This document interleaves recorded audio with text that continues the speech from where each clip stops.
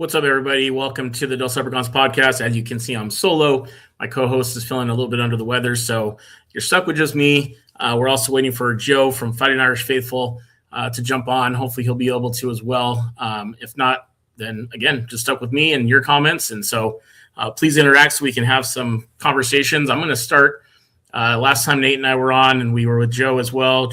Not Joe, with Jeff Strabajak. We were talking about the Notre Dame recruiting class and the incoming transfers that had just happened on that day.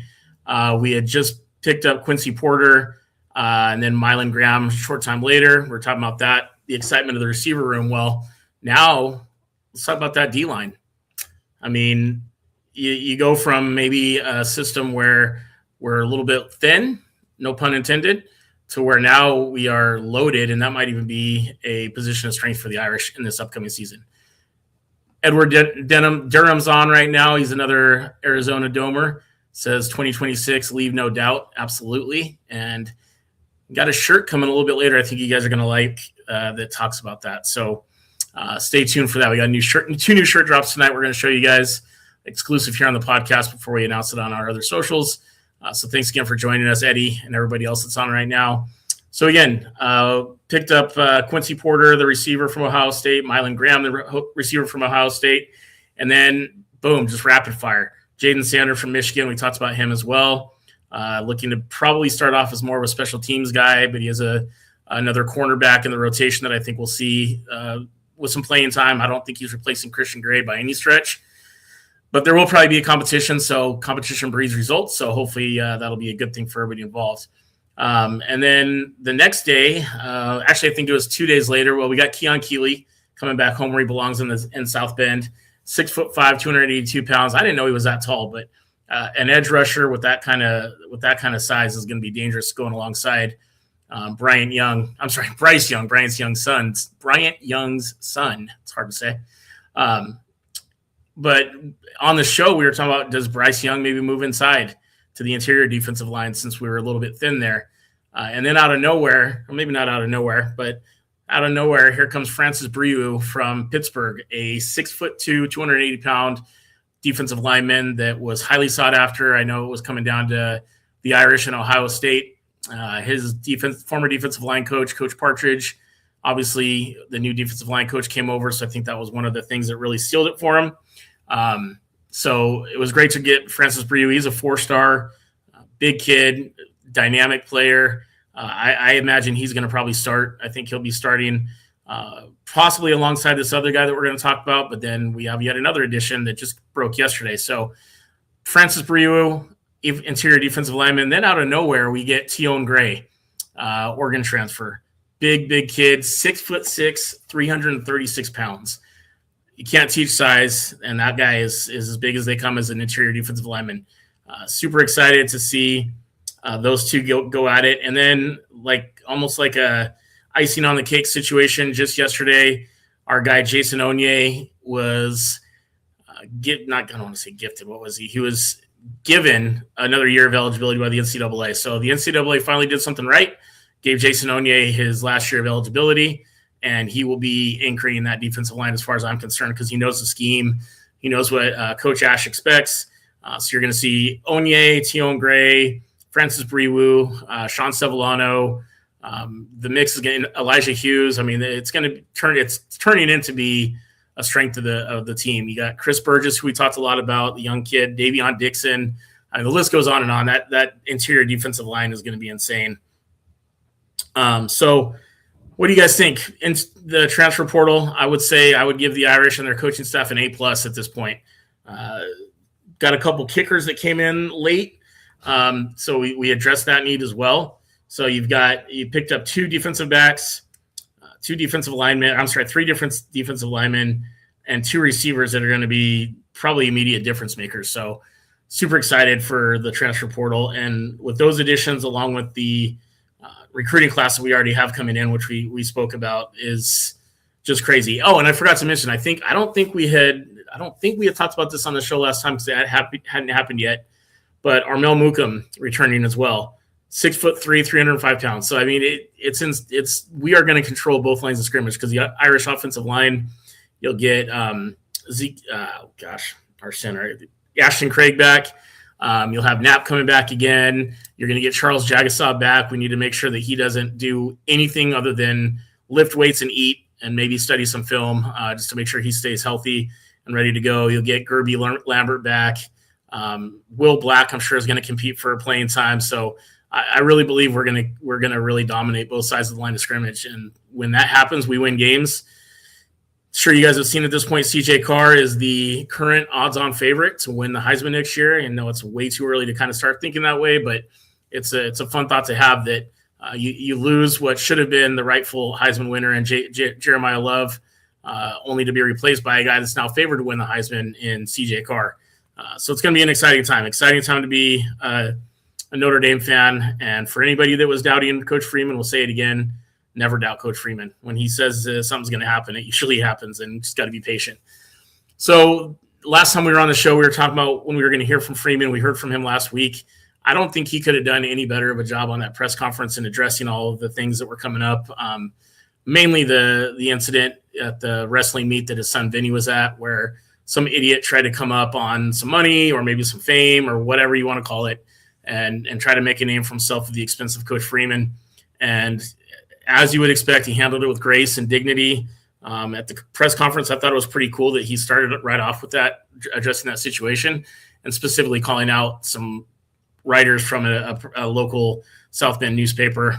I'm not going to get into who it is or anything like that. That's up to them to deal with, but pretty irresponsible of those folks to report on speculation from people that don't know or weren't there. So it was great to see Coach Freeman address that head on. And then, of course, he talked about the portal and how excited he was to work with some of these guys. He talked about adding Coach Partridge.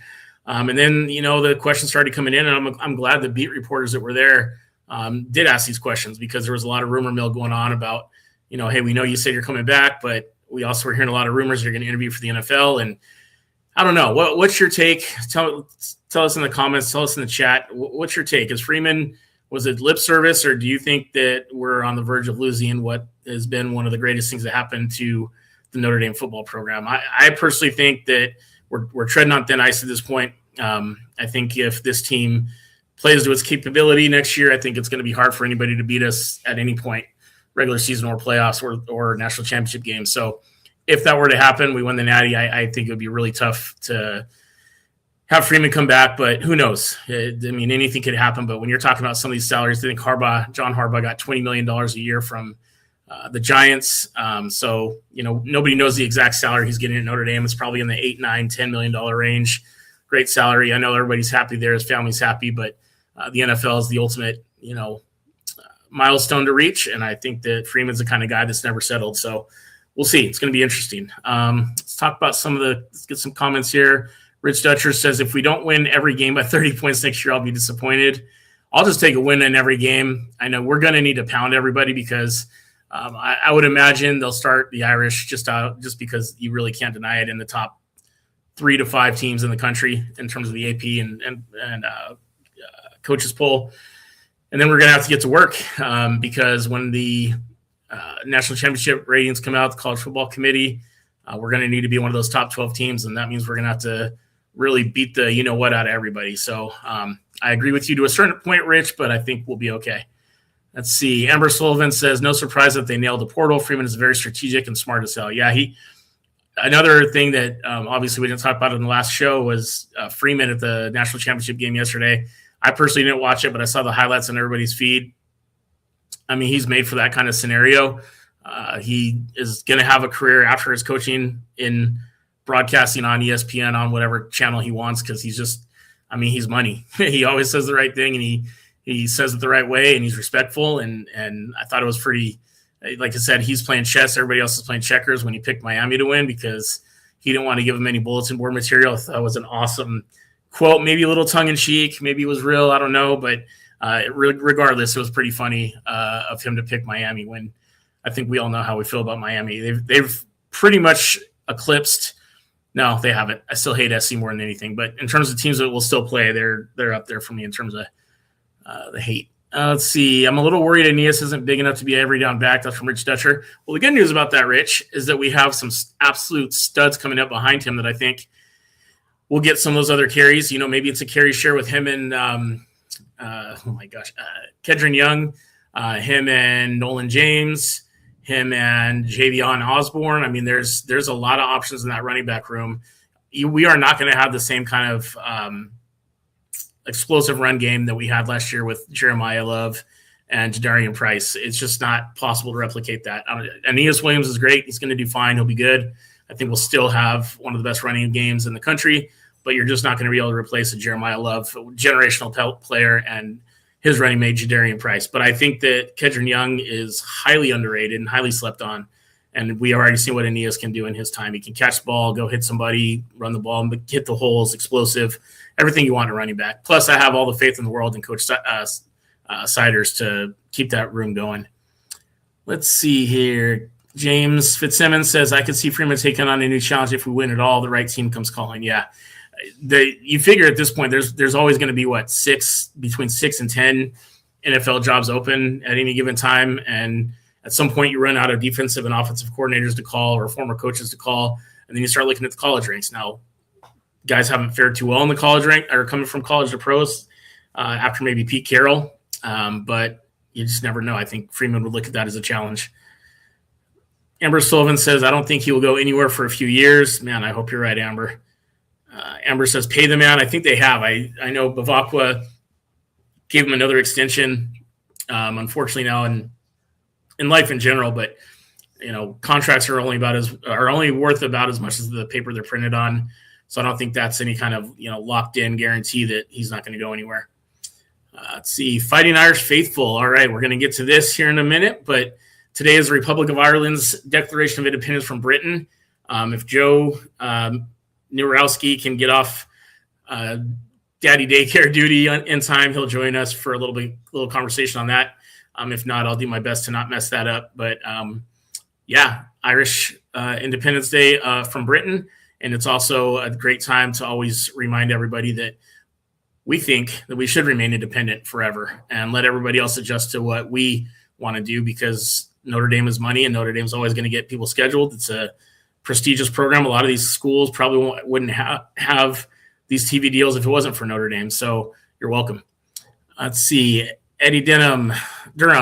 I can see Freeman leaving after this year. I could also see him staying. Nobody knows. He's such a great guy. Yeah, I think he's probably very conflicted. I know for a fact he loves South Bend. He loves the community. His family's happy. The NFL, big money, big opportunity. It's what most people dream of. So we'll see. Chris Galicki, man, so weird to hear no BK all of a sudden. Go Freeman and Irish. Yeah, he has BK's completely just kind of disappeared off the face of the earth. I kind of thought they were going to bring him in for some of the college game day discussions and things of that nature, but I don't remember hearing anything from him. I don't remember, I don't remember seeing him much at all on any shows. So I don't know. Maybe he's just going to take his $30 million that he probably has in his bank account from Notre Dame and the LSU and walk away into the sunset and go fishing or something. I don't know. Finally, let's see. Rich Dutcher says, how's Nate doing? He's fine. Just got a little scratch in his throat and was going to just sit in this one out. I think he's here in the chat kind of responding to some things. Let's see. Got to Chris Galecki's comment. Amber Sullivan says, Irish by name, Irish by blood, Irish fan till I die. I like that, Amber. That might be a t-shirt one day. Speaking of t-shirts, hang around to the end of the show. You guys are going to get the first look at the latest drop that we're going to have coming out. We hired a gentleman, Philip, to PCW Props to do our new website and load some shirts, and he's done some amazing work, and I think you guys are going to love some of the stuff we have coming out. So we'll be sharing that with you guys here in the next 10, 15 minutes, but please make sure you stick around to the end for that. Also want to make sure that I give a huge shout out to our buddy, James Cali Financial, our proud sponsor of the show, protecting families while building financial clarity. James, we really, really appreciate everything you've done to help us continue to improve the quality of the show and provide great coverage, hopefully great coverage from a fan's perspective for the Irish. Tim Fox with the obvious comment of the day, BK isn't likable. And, we could go back and forth on this. I was a big BK supporter to the end until the way he left and some of the stories that Nate and I had heard about how he left, when he found out about the job, and some of the shady things that went on during that whole process. So No, he's not a likable guy, and I think his face has become much more punchable just since going to LSU and adopting his new, Southern accent or whatever you want to call it. So, karma, right? All right, let's see. Chris Galicki said, "You think college football is afraid to have an all Indiana final?" LOL.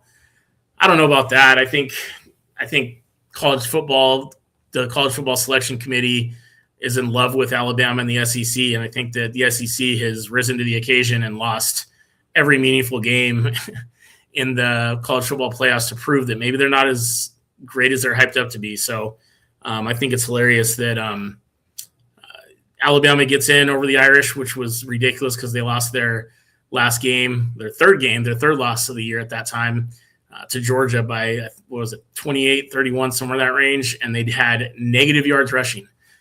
And that was the team they decided to put in over a team that was rolling hotter than anybody else in the country and had by far the most explosive player in the country. And they missed out on that. And I think once all the ratings are released, all the final ratings are released from the playoffs and from the national championship game, I think that mistake is going to be pretty obvious. So a lot of people are saying, oh, maybe they just had Freeman on to codify the Irish or the faithful, but we're not that dumb. We know what's going on. I watched, I would say, a grand total of about 2 hours of all the college football bowls, and that was just because there was literally nothing else on.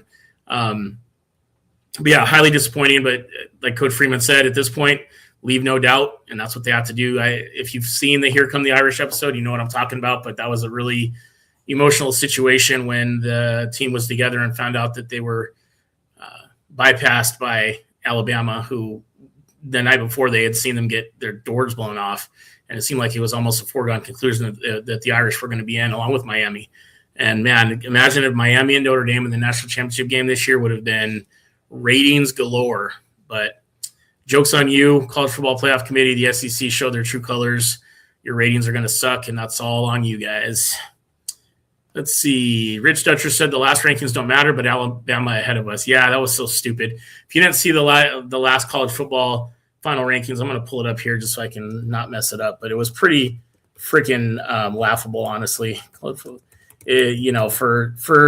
Bama to be ranked ahead of any of the top 10 teams in the country is ridiculous because they looked really, really bad against. Let's be honest.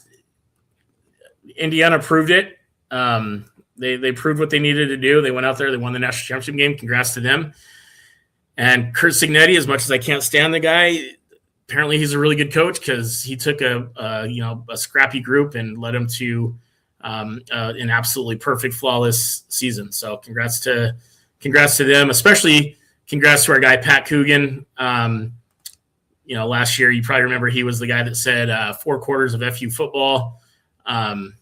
And so for him to win a title, that definitely makes it, I guess, a little bit tolerable since we already know how everything else finished up, but still doesn't erase the fact that the Irish were screwed. So anyway, top 25 final polls, Indiana number 1, obviously. They kept Miami at 2, Ole Miss at 3, Oregon at 4, Ohio State at 5, Georgia 6, Texas Tech 7, Texas A&M, I also think too high here at 8, Alabama 9, and then the Irish at 10. Oh, and then BYU at 11. So who's going to Provo? October 17th, the time the game has been set for Saturday, October 17th in Provo against BYU.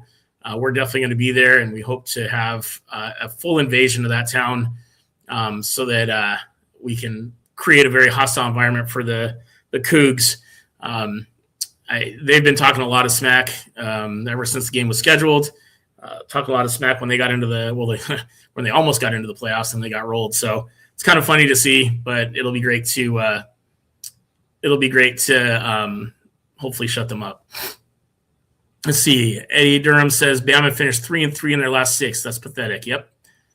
I'm just glad the SEC got smacked around. Oh, there's Jeff Strabajak.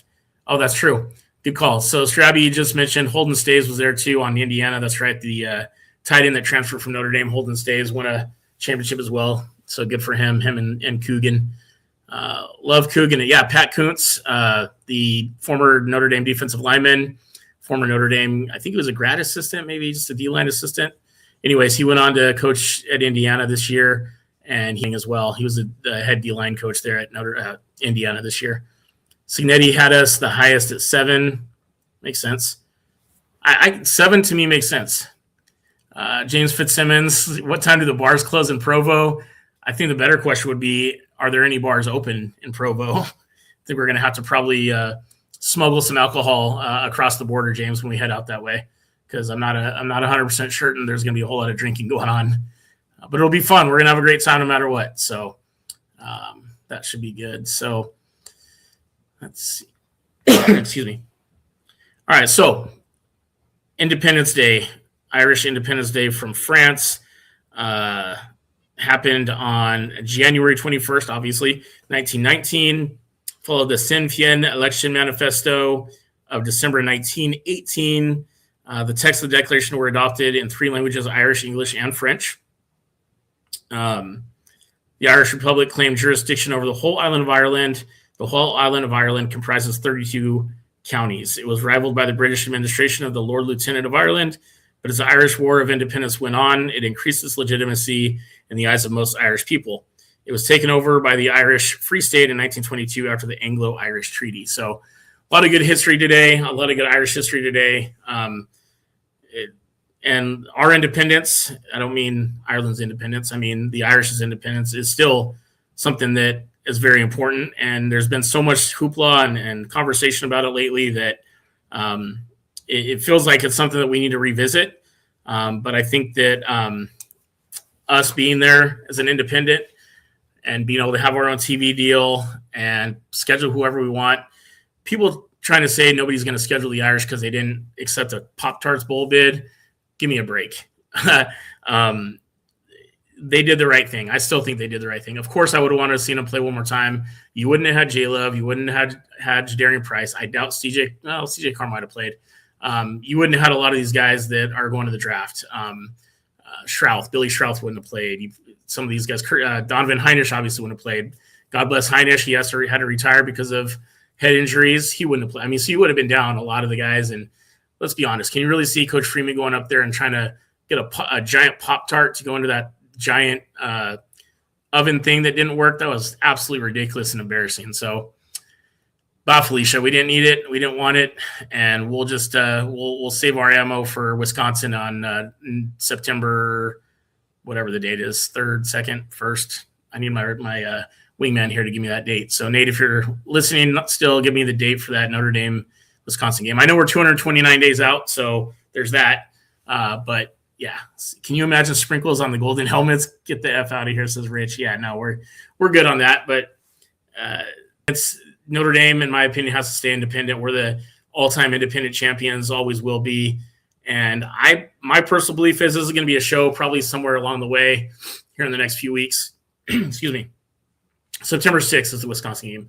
We're going to have a show here in a few weeks. We're going to dive deep into the future of the NCAA and what that might look like. I mean, there's a lot of these smaller schools are going to have a tougher and tougher time to recruit any talent at the Division I level with the NIL and transfer portal still being out of control. So what's going to happen is there going to be 3 super conferences like I've heard some rumors of? Is somebody going to just finally step up and say, hey, NCAA, we don't need you? It's going to be very, very intriguing to see how that goes, because quite frankly, the NCAA is becoming more and more irrelevant as the days go on, more and more of a laughingstock. Can't believe nobody's stepped up and said, we got to have some sort of regulations on this transfer portal, NIL stuff.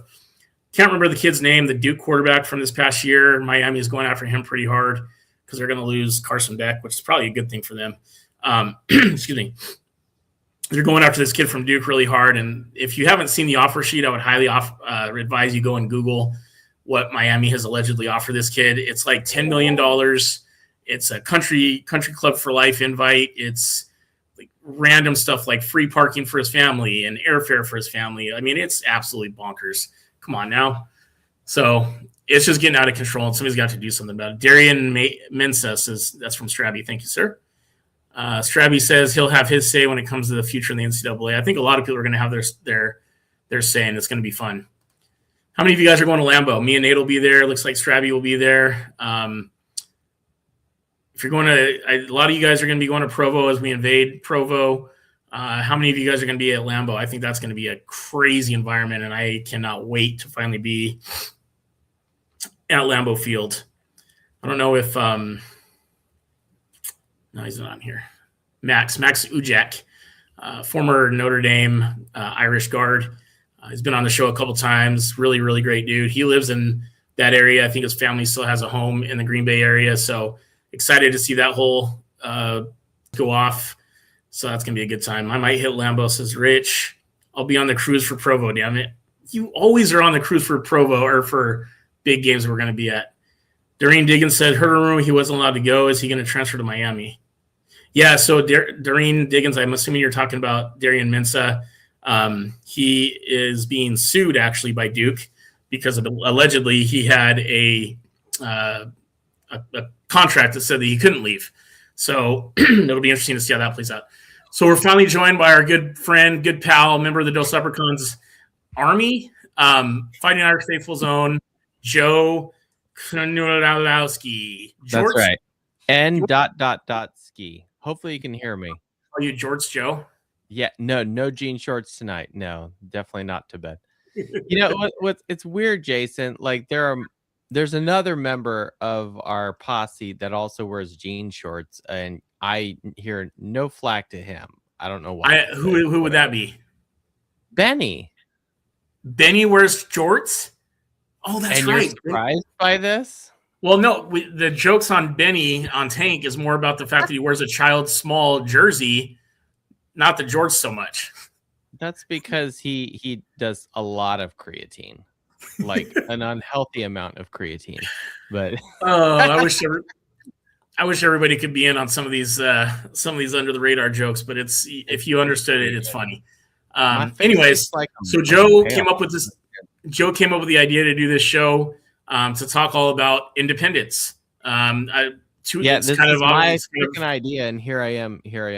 No, you're good, man. 5 minutes late. Yeah, there you go. So better late than never. I got little kids and a wife who's active at church, right? So I'm going to go. Good. That's a good reason to be late. Helping the poor, right? You know, like.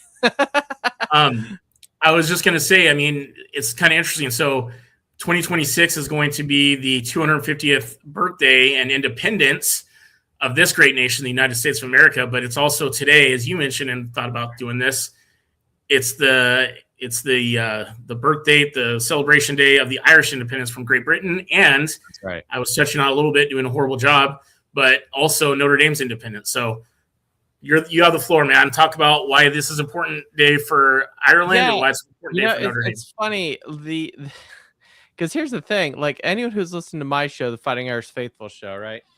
Thanks for the logo, by the way. I've actually been one of the advocates for Notre Dame to join a conference. Now, what's funny about that, but look, you can throw rocks at me and ask me about that later, but it's not for any of the reasons that people talk about, money, playoff position. I mean, that's a little bit of it, but that's not really it.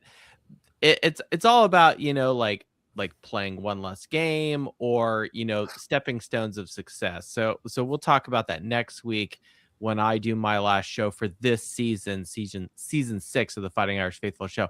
But what's funny about all of this is, like today isn't a historical day in the Republic of Ireland. It is the Irish Declaration of Independence, and go back to your history books, anybody. 1919 today, January 21 is when the Republic of Ireland that we know today officially declared its independence from Great Britain. Now, I don't know if they shoot off fireworks and smoke a brisket like we do here in America, but maybe they just go to the pub. Who knows? I did not reach out to our friend Stevie D. Irish, who lives in Cork.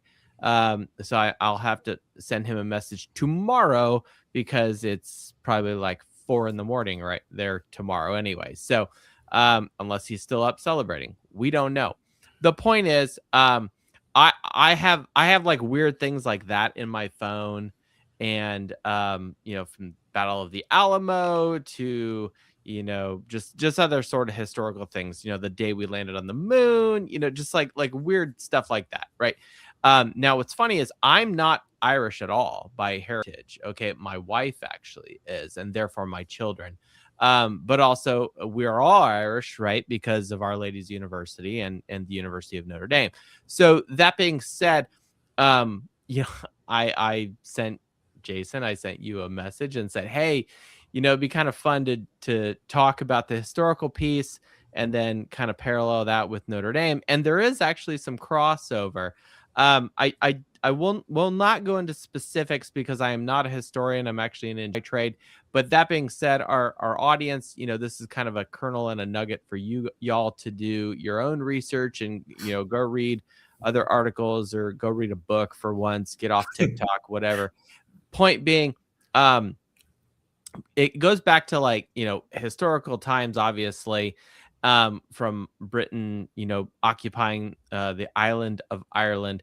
But even more forward to 1916, there was some events that went on in play, and then some chancellor or leadership person in Ireland ended up making their way to Notre Dame around the 19. And then you have 1919 when it becomes official, and there's official declaration, and then and as you mentioned earlier, Jason, in 1921, December of 1921, that's when it actually becomes official, and Ireland, as we know it today, is what it is. Now, still, you have Northern Ireland, Belfast right now. That is still part of the United Kingdom, right?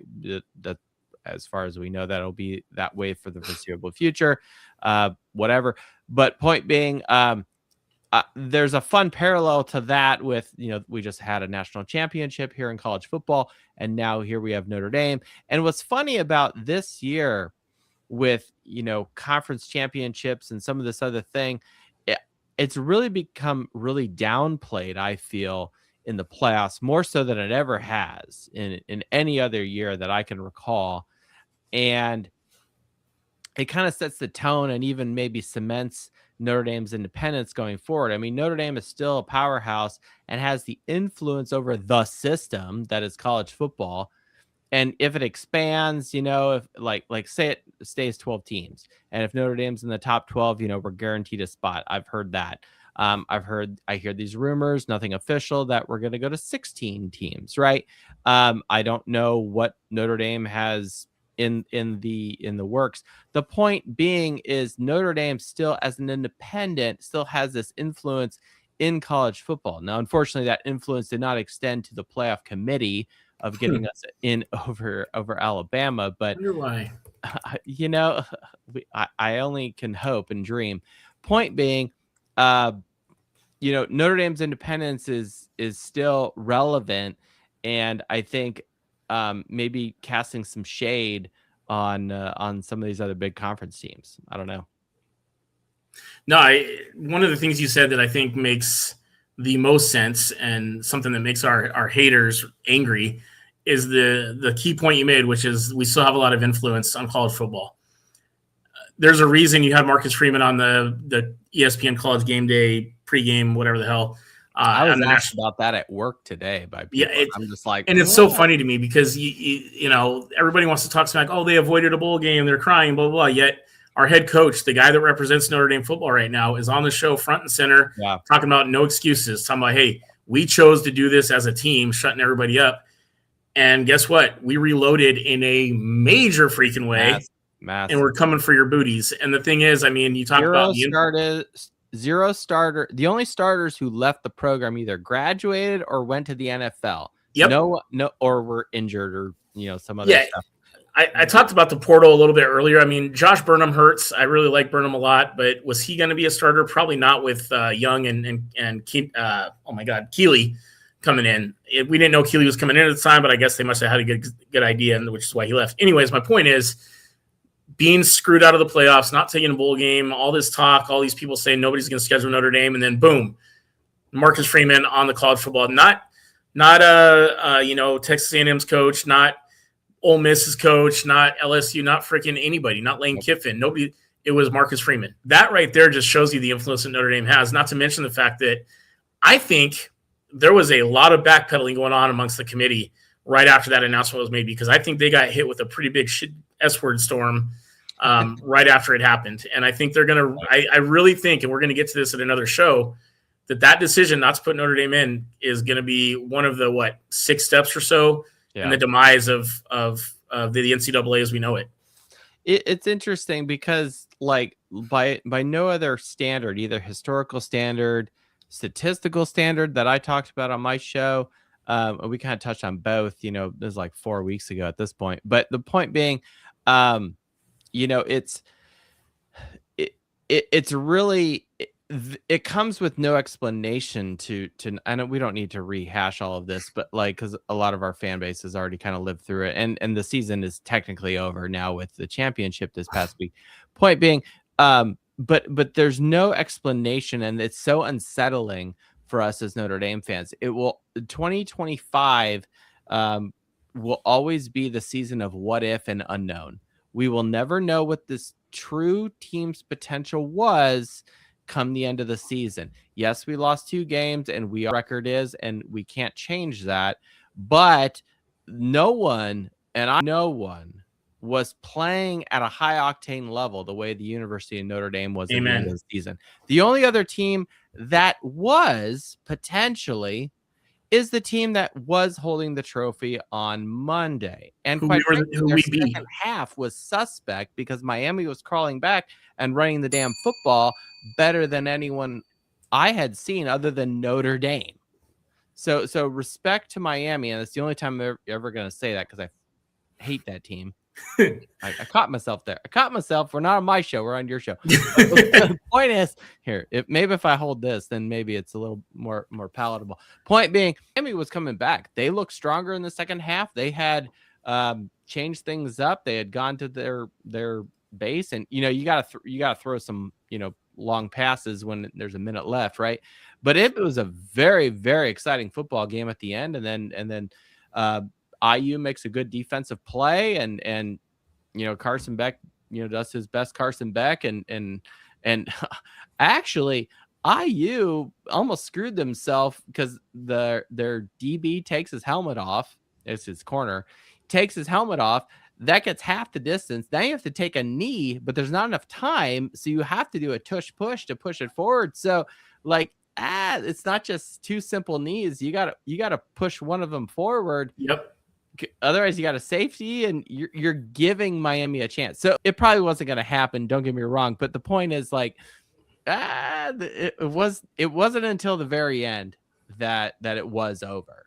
Yeah, agreed. No, great points as always, Joe. And one of the other things I wanted to point out before we move on is that CJ Carr, numbers wise, outperformed Mr. Heisman Mendoza against Miami's defense. And I have to say, I hate Miami more than just about any other team other than SC, but other than SC, yep. That defensive line, man, holy moly! For our inexperienced offensive line to go into Miami that first game, and struggle, admittedly, a little bit to start with, but still hold their own, and for CJ to play that way in the rain in a hostile environment against that defense really shows you what this team is capable of at full strength. First start ever. As a matter of fact, that's nuts. I think he had thrown, if I'm not mistaken, 5 collegiate passes before that game in Miami. What? That's like you and me going out there for the no, exactly. Well, yeah. If I see Ruben Bain staring me across the line of scrimmage, I'm just going to turn the other way and run. But it's a really special time to be an Irish fan, and I'm just thankful that we have Coach Freeman and we have these guys coming back. I think it's gonna be great. Last thing here real quick. I want to get your take. We talked about the independence of Notre Dame. Excuse me. Do you think that there is a case to be made? I know how you feel about the independence and that kind of thing, but do you think there's a case to be made that with Notre Dame having teams, all the other sport teams in a conference of some sort, that it's not fair for the other? This is an argument that I've heard, that it's not fair for the other student athletes to be in a conference, but yet the football team is not in a conference, therefore being able to have a little bit more flexibility in who they schedule, a little bit more flexibility on the TV deal, things like that. Is there any, as a former student of Notre Dame, is there any credence to that? No, because let me put it another way. as a fan, because I'm a fan first before I was ever a student. But I will say that, but I was a grad student, so I'm kind of more like a ghost, who's confused. That being said, um, I'll say this: if there is a student athlete in one of the other Olympic sports at Notre Dame who does not feel or feels like they're getting the shaft because the football team is independent, where's my cricket soundtrack? Yeah. Yeah, like I don't know who's saying that. I don't think it's come from the other Notre Dame student athletes in either men or women's sports. Number one. Number two, Notre Dame's identity as a football team is so entrenched in independence, and it's not necessarily because that's what we chose for ourselves, we Notre Dame. It's what the environment chose for us. Okay. If you go back to the Roaring 20s and even prior to that turn of the 20th century, okay, Notre Dame and y'all can do this research yourself. So I'm going to paraphrase here. I'm not an author, so I'm not going to read, whatever. Notre Dame attempted to join the Western Conference, which was like Michigan and Illinois, maybe Ohio State was in there, whatever. And it was blocked by Michigan. Okay. Fielding Yost. Okay. This time where the Ku Klux Klan, this is a real thing. Ku Klux Klan was a live, real thing still going on all over America and in Indiana. There was a big hub in Indiana, so much in South Bend, but it was a real thing. Okay.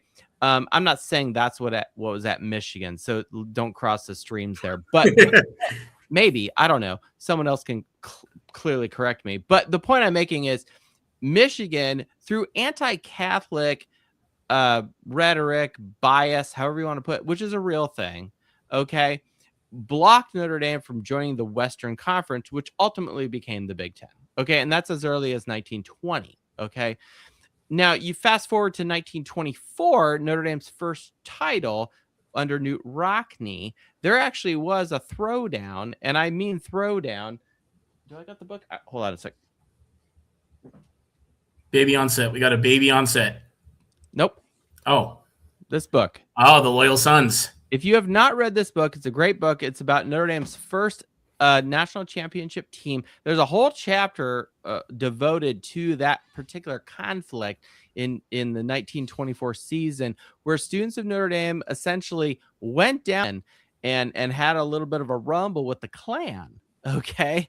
And to which, in order to prevent violence and harm and just, trying to do the right thing of peace, university president basically threw down the gauntlet and said, if the students are not back, which at this point, all men, if the students are not back by a certain deadline, you're expelled, you're gone, get out of here. Right. And the students, knowing that this was going to go down, clearly returned. And many of the members of the football team were part of that, including the Four Horsemen. Okay. Wow. So the point is, so great book. It deals a lot into what was going on, but the whole point is this is it's almost like, let me put it another way. Notre Dame is like the villain among the people who don't like Notre Dame. The villain is usually the more interesting character in any story. Amen. And the villain is not the villain under their own self whatever. Maybe this is too deep for people, but and I'm not saying Notre Dame is the bad guy. What I'm saying is we were created by circumstance. The villain is usually created by circumstance, right? And in this particular situation, it was not actions of our own doing other than just being a Catholic university, okay, founded by French priests, okay? So the point is, Notre Dame became what they are because of the environment, with heavy influence from Michigan, which also explains why we Notre Dame fans hate Michigan, because it goes back to how we were even formed as an independent. So maybe we should be saying thank you to Michigan, but at the same time, we also have a losing record against them. So that's not good either. But the point is, but even fast forward a little bit, the glory days of Ohio State with Woody Hayes. Oh God. Okay. Woody Hayes refused to play Notre Dame. part of that wasn't necessarily because he hated Notre Dame or he hated Catholicism or even Catholics. He knew there was a strong Catholic vibe in the state of Ohio, especially in places around Columbus and Dayton. Okay. And he knew that scheduling a game against Notre Dame, this Catholic university that at this point had made a name for themselves. We don't need to go into history. Y'all already know that history. He knew that would be divisive among the people in Ohio. So he and he's like, look, we're already playing Michigan and some of these other teams. We don't need to play Michigan. And that's why Notre Dame and Ohio State don't have a historical rivalry, is because Woody Hayes and some of the other administrators of Ohio State have refused to play Notre Dame just because they didn't want to create rift, and they wanted to ensure that their fans were not, conscientious objectors per se, right? So I'm not here to say what they did was right, wrong, or evil. I think it's kind of more interesting and plays into the calculus of the whole thing. But it all plays out into where Notre Dame is today and how they have become the team they are, a team of influence, a team that's coast to coast and international, a team that has many opportunities. I say this all the time, many opportunities for anyone to be a fan, whether you're Irish, whether you're Catholic, whether you know somebody who went there, whether you grew up in Northern Indiana. I've just listed 4 things right there. And that doesn't even scratch the surface, whether you think that having the Mother of Christ on the building, a golden building, is a cool thing, just whatever, there's all sorts of easy avenues for fans to be Notre Dame fans, and we welcome everyone with open arms, and I mean, it's the end of the season. I'm going to do my last show next week. It's going to be kind of a statistical wrap of where Notre Dame is relative to now IU, the national champion. But also a little bit of comparison of where Notre Dame was where we fared out at the end of 2025 relative to 2024, because that's really interesting. And it's interesting to see where do we have stepping stones of success and improvement, et cetera. The sky's the limit right now with this team, and I'm very optimistic to where we're going to go. But I really like what Amber's saying here. Damn, we sure talk about it. It's so true. You go on social media and people are always chirping about Notre Dame. Yep. And it's like we can't get out of their heads. And it's like, we're not even trying to do anything. Like obviously we got a big fan base, the Twitterati is a real thing. It's one of the reasons why I joined Twitter, now X, back in 2019 when I first joined up. And obviously, Jason, you and I have known each other for a while. But the point is you were talking about Marcus Freeman.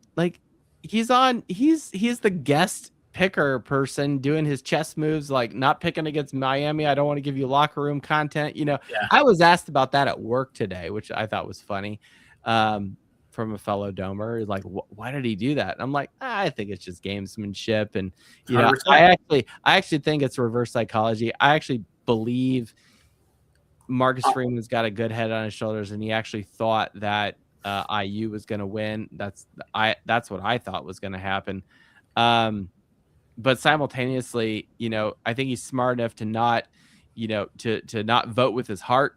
And to use some intellect here, and what's best for my football team. It's not my opinion.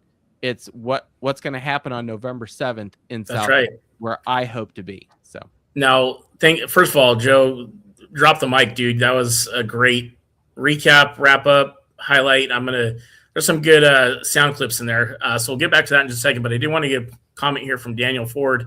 He said, you think asking Freeman to come to game day was sort of an olive branch from ESPN/ACC after that selection committee debacle?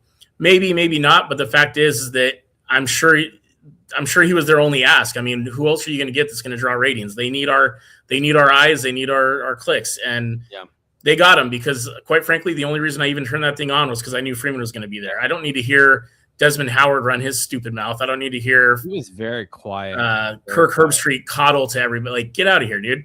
So yeah, congratulations, ESPN. You got us. We got us for 50,000 viewers or whatever. But I'm telling you, and Joe, you'll be able to. Let me go back real quick. So follow Joe on Fighting Irish Faithful on Twitter, on X. He does a show that is also awesome. He does what we call Scotch and Spreadsheets. Comes out with some really cool stats that I personally really enjoy. And that's one thing that I think we'll talk about is, what were the viewership numbers, Joe? Were they higher or lower than last year? And what was the discrepancy on that? I mean, I think you're going to see that they were considerably lower this year than they were last year. All things considered, when you combine everything. Look at the stadium. No disrespect to IU, right? Like, I lived in Bloomington. My wife is a grad of IU. I've been a fan of Indiana University since a kid, as far as basketball goes. So I like, and I said this I've said this. I'll double down on this. The only time I ever cheered against IU football was when they played Notre Dame.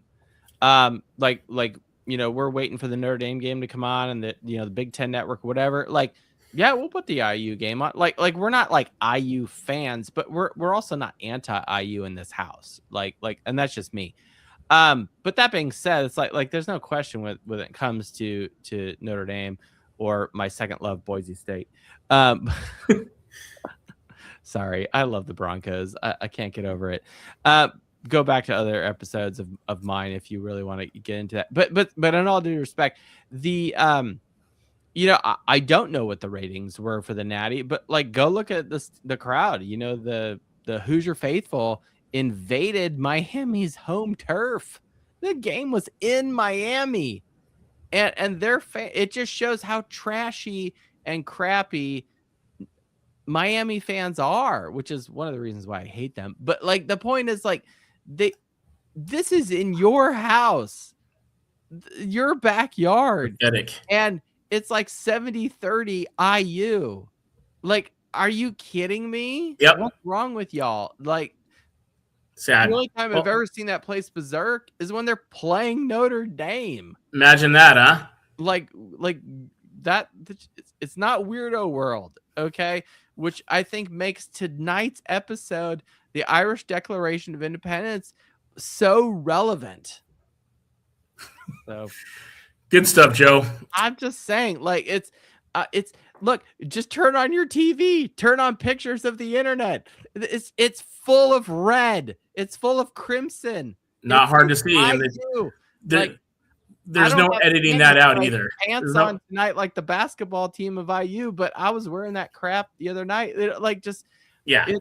It's wild. It's wild to me that this is a Miami home game per se, and they can't even get it up to 50% capacity. What? Your team is playing for the Natty, and you don't fill it up. Why?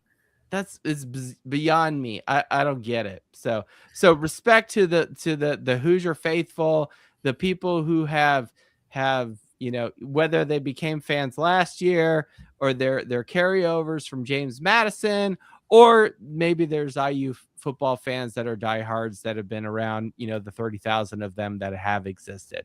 Who knows? Point being, it's kind of cool that it has happened. And I'll say this, Jason, I think it really opens the doors and kicks in the door of the SEC and the big boys, the big boys in the block. It's like, hey, look, you get a good coach in there that knows how to recruit good players to your system.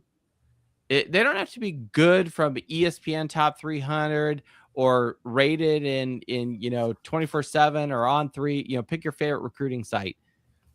Do they have the ability to gel as a cohesive team? And do they have the ability to execute on the football field? Now, whether they're all 25-year-olds, they've got an age thing, who knows? Okay, maybe that's some wrinkle that Cignetti has tapped into. I don't know. But they went from, where were they 3 years ago, 2 years ago? Oh, terrible. And then in 1 year under Cignetti, they make the playoffs. They go to Notre Dame. They lose. Fair. Go Notre Dame. But then this year they go undefeated ever since then. And it's like it's wild. It's wild to me that happened. It's almost like I'm pinching myself like it's a bad dream. And it's like, are you kidding me? That actually happened? But then it's like you look at them statistically, we went through them. I could pull up the stats if you want. But the point is like we were talking about that in my last show I did, that IU statistically is behaving as the Natty normally does. So I'm not surprised, and Notre Dame was actually up there, which made our, rejection from the playoff, ball, very frustrating. But the point is like, look, it just wasn't in the cards, and, we lost 2 games, and just, it is what it is. So I don't know. I don't have animosity towards IU like some of our other fans. If people don't like Cignetti, they don't like, the IU new fans per se on social media, that's fine. Like, you do your thing. All I'm saying is to see that program get from nothing essentially up to the cream of the crop, it is wild. Is wild to me, and it breaks all the rules and all the norms and all the like LSU, no. Alabama, trash. Georgia, no. Ohio State, no. USC, forget about it. Like Penn State, give me a break. Like all the big like look at Clemson. They used to be a hot commodity. I don't know what's going on down there, and nor do I care. It has really opened the doors to things like I think if Texas stops tripping over their own shoes, they might be able to do well. It's wild to me what has just happened, and I think it just makes college football very interesting going into next year. Agreed. And let's go. Let's hit the weight room, flip Yeti coolers and Volkswagen Bugs in the parking lot in the snow. Let's do it. Love it.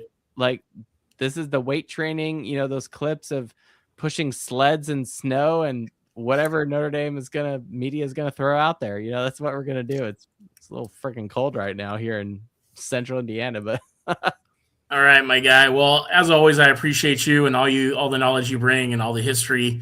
We're going to say goodbye for tonight, but we'll probably talk in about 30 seconds on the chat. And but tune into Joe's show this Tuesday or next Tuesday. Yeah, it'll be this coming Tuesday. Yep. At Fighting Irish Faithful on X. Great follow, great content, really good podcast. He's part of the Dos Leprechauns podcast network. And we appreciate everything you do, brother. And we'll talk soon. Absolutely. Yeah, we will be streaming live on the Dos Leprechauns YouTube channel. And live via Twitter Space. And we are planning to also have the 5 Foot Nothing pod join us. Nice. It's kind of become our annual tradition in the last couple of years where we join his show and my show simultaneously. Now, I don't know how active he's been this last year. He's busy doing dad and baseball and whatever with his growing sons, but we kind of mesh the shows and becomes the Fighting 5 Foot Irish Nothing Faithful show. Love it. All right. Well, catch him on that show, and we'll talk to you on the chat in just a little bit. All right. Sounds good. See you, buddy. Thanks. Go Irish. Go Irish. All right. That's our good friend, Joe. He wears jorts, but he's also really cool. Great dad, great husband, just a great dude in general. So we're happy to have him as part of the Dos Leprechauns podcast nation. With that, this is the last part of the show, and we're going to get out of here. But we have 2 new drops, 2 new shirts, and not just shirts. Now we've got hats, we've got underwear, we've got cell phone covers. You can personalize everything. The links are going to be in the show notes, but I want to show them to you now because I'm extremely excited to show them off finally, because PCW Props has been helping us out with the website and the design. So I really think you guys are going to love these. So you're the first to see them. As soon as I can share my screen, and hopefully this works, we will see. Here's the first one. Hope you guys like it. You'll see this is the Coach Freeman Leave No Doubt. Well, not Coach Freeman. I don't want to get sued. Leave No Doubt. Hopefully you guys like that design. It's got a shamrock, some lightning behind it, shake down the thunder. Leave no doubt, just like Coach Freeman said. So this is the first drop. These are only going to be available for a short amount of time, but you'll see on the site that not only can you get the shirt, but you can also grab yourself some really cool Leave No Doubt items. You'll see this is a gentleman wearing it there. Got sizes up to 4X.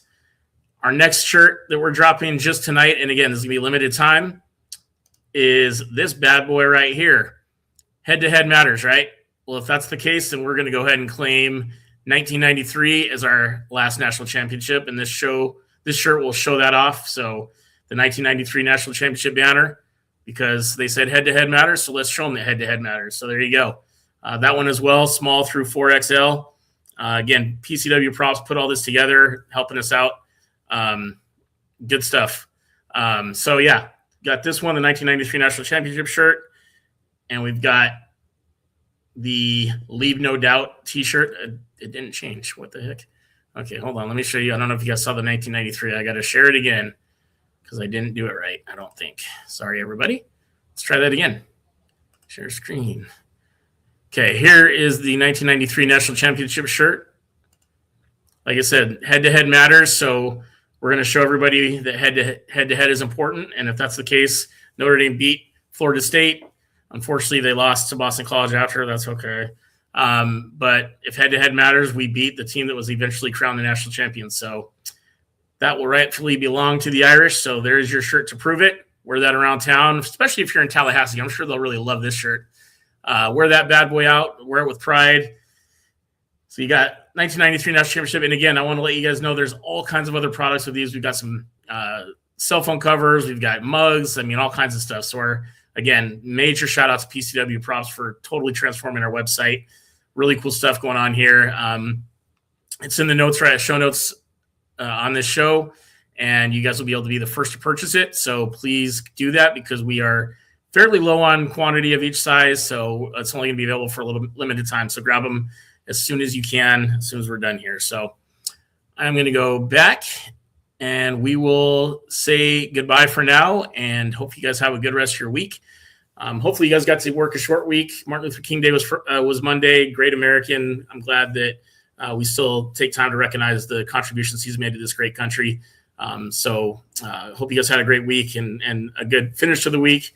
Got some time to relax a little bit, and then it gets real right around the spring game, and then the countdown really begins. So thank you guys for joining us. Had a good show. Thanks, Joe, for joining us from Fighting Irish Faithful. Thanks for watching. Thanks for the comments. We will see you guys a little bit later, and go Irish.